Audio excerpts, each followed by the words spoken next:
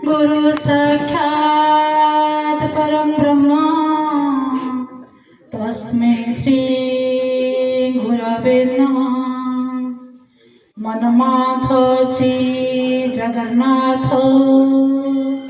मधुरु श्री जगद्गुरु ममात्मा सर्वभूतात्मा तस्मै श्री गुरवे नमः। ओम गुरुदेवाय नमः। मोर परम पूज्य गुरुदेवंकर चरण बिंदरे अनंत कोटि प्रणाम। आज समस्त भाई भौणी मानक मोर आत्मस्वरूप समस्त प्रणाम। आज केते सुंदर आज लगुच। आज रामपड़ा आमर सत्संग आमर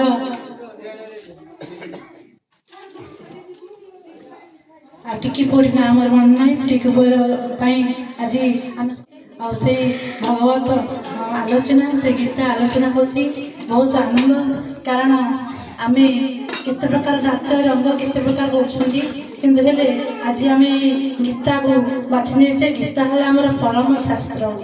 यह अध्ययन कले यह भगवान मुख निश्चित गान से केवल अर्जुन को यह बुझे न प्रत्येक जीवराशि केमती जन्म मरण चक्र उद्धार पाइबे से गीता भगवान परमात्मा समस्त बुझे श्रीकृष्ण बुझे। यह 84 लाख योनि भर मनीष श्रेष्ठ जीव करते।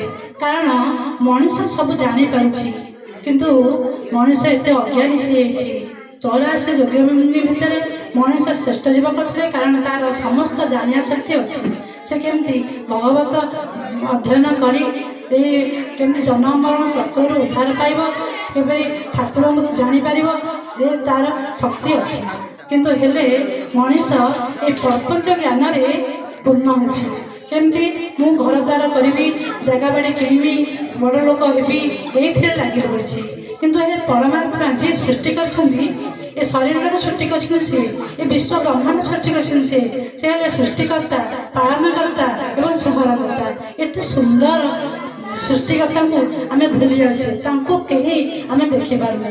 जो सृष्टि आरंभ परमात्मा एवं प्रकृति परमात्मा प्रकृति की सृष्टि कर प्रकृति है 5 भाग में विभक्त आकाश वायु अग्नि जल आ भूमि। सेपरी पंच महाभूत को समस्त आम देखिपारे किंतु परमात्मा से सूक्ष्म भाव अच्छा कहीं आम देखिपारू ना।